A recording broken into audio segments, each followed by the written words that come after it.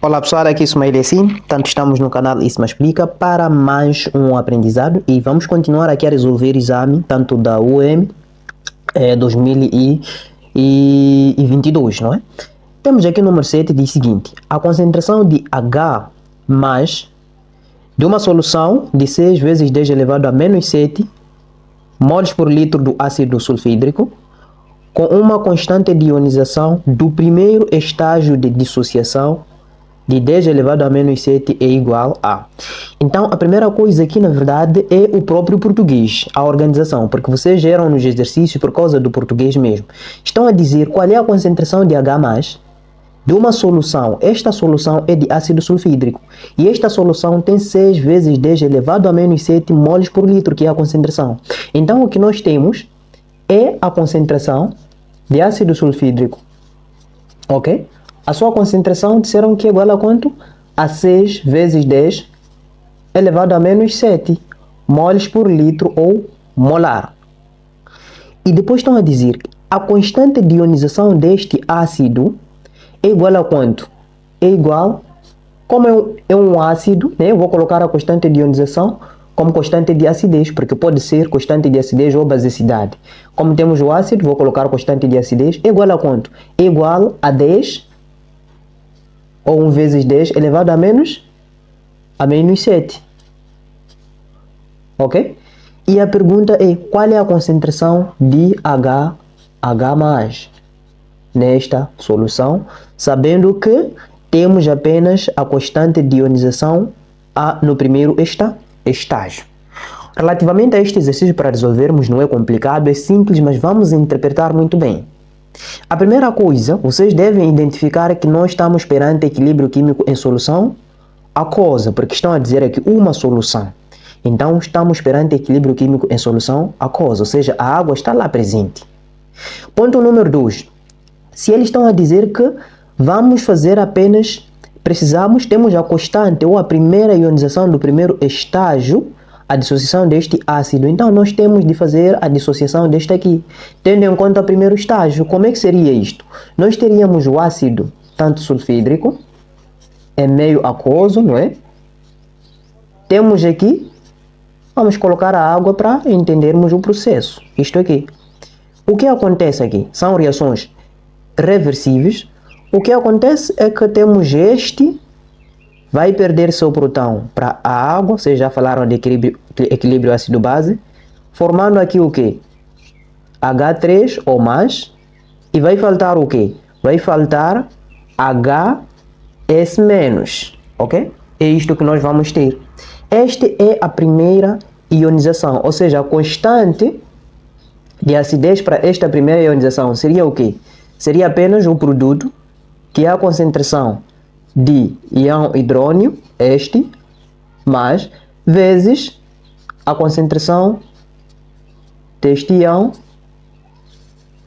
dividir pela concentração do ácido sulfídrico, ok? E constante de acidez é este que nos deram. Disseram que esta aqui a sua constante é 10 elevado a menos 7. Então, como é que nós podemos determinar a concentração de H+? Prestem atenção no que eu vou dizer para este exercício aqui. Nós podemos calcular a concentração de H+, ok? Para ácidos e bases fracas. Nós podemos encontrar ácidos e bases fracas ou fortes. Geralmente, quando nós calculamos H+ de um ácido forte ou uma base fraca, nós não precisamos, no exercício, colocar constante de acidez. Porque muitas das vezes, quando a constante de acidez for maior que 1, então estamos a falar este ácido, ok? Este ácido ou base são fortes. Estamos juntos, né? Este ácido ou base são fortes. E se são fortes, muitas das vezes nós não precisamos representar as constantes de acidez, assim como de basicidade. Mas quando nós representamos as suas constantes de acidez, assim como de basicidade, então trata-se de ácidos. Neste caso, vamos dizer que a constante de acidez, não é? Ou de basicidade é menor que 1. Então, nessas situações, trata-se de ácidos ou bases mais fracos. Então estamos a dizer, ok, quando nós encontrarmos as constantes de menos 1 elevado a menos 1, elevado a menos 2, a menos 3, a menos 4, estamos a falar necessariamente de um ácido ou de uma base fraca. E para nós determinarmos a concentração de H+, de um ácido ou uma base fraca, basicamente nós vamos usar uma pequena expressão que provém através da dedução. Não é? Nós não precisamos aquelas todas deduções, não. Estratégia apenas, vocês vão dizer que, olha, é só fazer a raiz quadrada da constante, nesse caso constante de acidez, vezes a concentração do quê? Do ácido. Se fosse base, seria vezes a concentração da base. Basicamente é isto aqui que nós temos de fazer quando trata-se de ácidos e bases fracos, ok? Então, fazendo isto aqui, a concentração de H+, será igual a quanto? Será igual a constante de acidez é 10 elevado a menos 7 vezes 6 vezes 10 elevado também a menos 7. Isto aqui dentro da raiz. Agora, resolvendo o que nós temos aqui dentro da raiz, teríamos igual, aqui tem 1. Mantemos a base, multiplicamos 6 vezes 1. Então, teríamos basicamente 6 vezes 10, mantendo a base, adicionando os expoentes, vamos ter ali menos 14. Ah, professor, isso, mas já terminamos, sim. Eu aqui basicamente iria levar a máquina e matar este exercício. Mas eu sei que alguns estudantes, é justamente esta parte que começam a ter problemas. Como sair desta raiz? Olha, eu vou comentar algo e vocês devem reservar. Se a raiz tivesse, dentro da raiz, tivéssemos um número, digamos, tanto se tivéssemos uma raiz perfeita, como por exemplo, 4 vezes 10 elevado a menos 8. Vejam que aqui temos um expoente par e esta raiz aqui é perfeita, ou seja, a raiz de 4 é igual a quanto? É igual a 2, porque o 4 é a mesma coisa, 2 elevado a 2. Então, este 2 simplifica com este, fica apenas 2. E esta parte aqui é só dividir o 8 por 2 também, fica menos 4. Ou seja, raiz de 4 vezes 10 elevado a menos 8 seria 2 vezes 10 elevado a menos 4. Porque é uma raiz perfeita e esta aqui é par. Agora, se nós termos uma situação de que a nossa raiz é uma raiz, digamos, imperfeita, não é perfeita, como por exemplo, 8 vezes 10 elevado a menos, digamos, 3.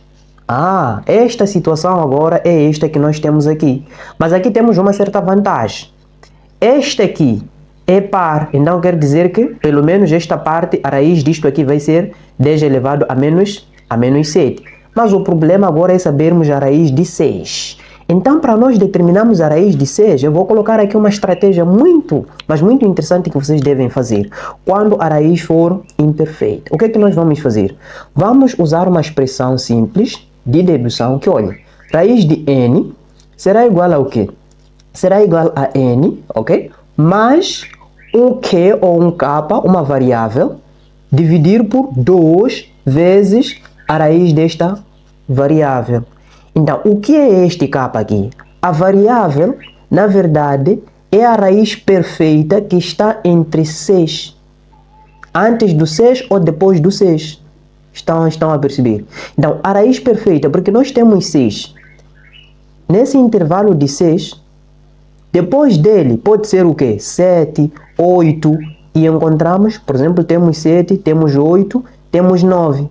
Antes dele podemos encontrar o 5, o 4. Então, se formos a verificar, nesse intervalo aqui, raiz tanto perfeita aqui seria o 4, e aqui raiz perfeita seria o quê?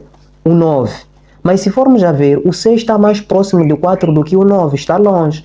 Então, nós vamos usar o que? Raiz perfeita de quanto? De 4. Então, este k aqui, na verdade, tem a ver com a raiz perfeita que está entre 6 e 9, antes dele ou depois dele.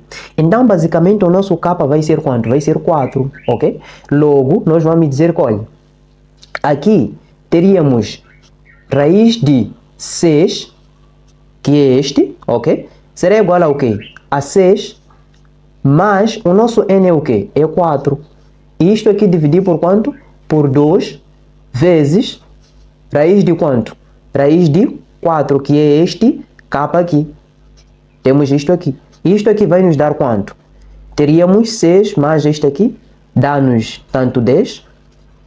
E isto aqui vai dividir por quanto? Vai dividir por 2 vezes raiz de 4 é 2. E isto aqui dá-nos 10. Dividir por quanto? Dividir por 4, ok? Então agora já é simples, né? Porque vocês podem realizar esta conta aqui. Vocês sabem muito bem que o 10 dividir por 4, isto aqui podemos também simplificar por 2, né?